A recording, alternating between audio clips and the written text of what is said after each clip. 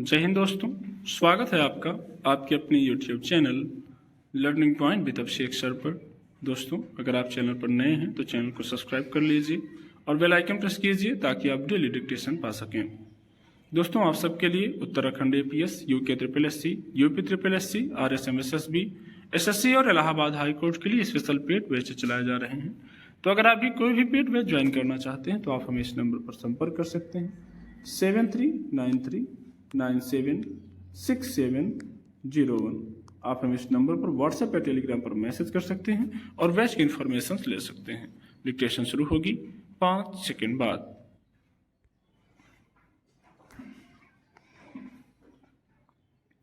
महाकुंभ में मची भगदड़ ने पुराने जख्मों को कुरेद दिया है। आजादी के बाद से लेकर अब तक के कुंभ मेलों में कई बार भगदड़ मची है। सैकड़ों लोगों की मौत भी हुई, लेकिन उन सभी हादसों से कभी सबक नहीं लिया गया। हर बार कोई ना कोई लापरवाही या व्यवस्था में खामी ही सामने आई।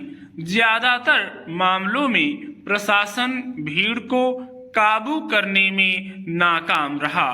पिछले कुंभ में भी यही हुआ था, जब बड़ी संख्या में प्रयागराज पहुंचे श्रद्धालुओं को रेलवे और जिला प्रशासन संभाल नहीं पाया। स्टेशन पर बने फुटब्रिज पर भगदड़ मची और 42 लोगों की मौत हो गई थी। इस बार भी ऐसा ही हुआ।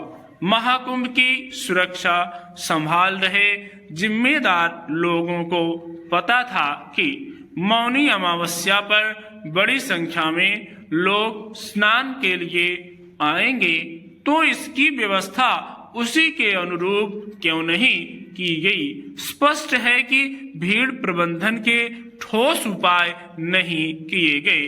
कोई ज्यादा दिन नहीं हुए जब कुंभ मेला क्षेत्र में आग लगने की घटना हुई थी। तब से वहां सुरक्षा बंदोबस्त बढ़ा दिए गए थे।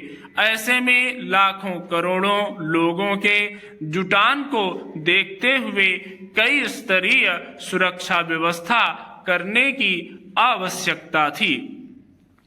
यह दुखद है कि हर कुंभ मेले के आयोजन के बाद और बेहतर तैयारियां तथा सुरक्षा प्रबंध पुख्ता करने के दावे किए जाते हैं, मगर हादसे नहीं थमते।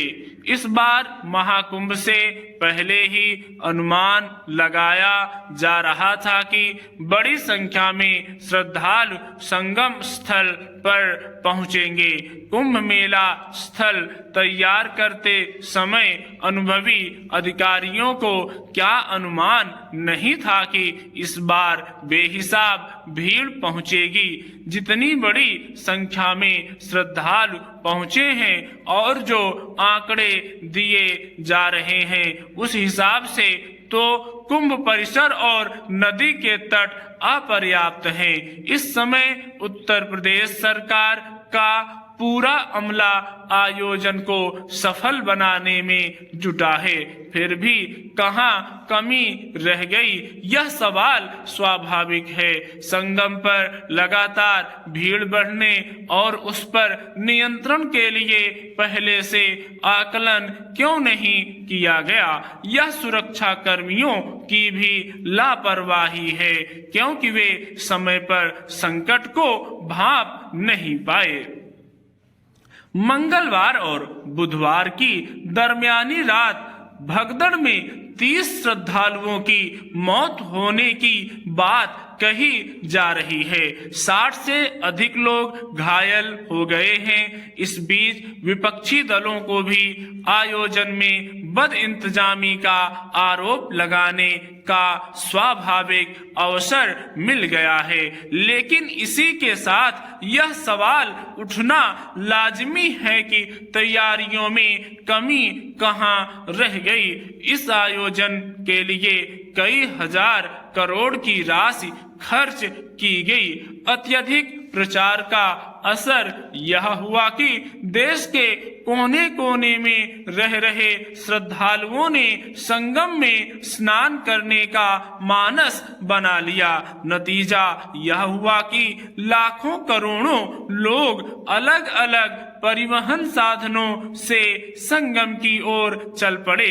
13 जनवरी से शुरू हुए इस आयोजन के शुरुआती दौर में ही लाखों श्रद्धालुओं का जुटान होने लगा था। ऐसे में इतने लोगों के लिए पूरे शहर और मेला क्षेत्र में ठहरने के वैकल्पिक प्रबंध करने की आवश्यकता थी। इसमें श्रद्धालु एक निश्चित संख्या में क्रम से संगम की ओर जाते और वहां से निकलते जाते, लेकिन ऐसा नहीं हुआ और सभी इंतजाम धरे के धरे रह गए। करोड़ों की भीड़ को संभालने के लिए 7 स्तरीय सुरक्षा भी काम नहीं आई। फिलहाल यह हादसा एक बार फिर कड़ा सबक दे गया है।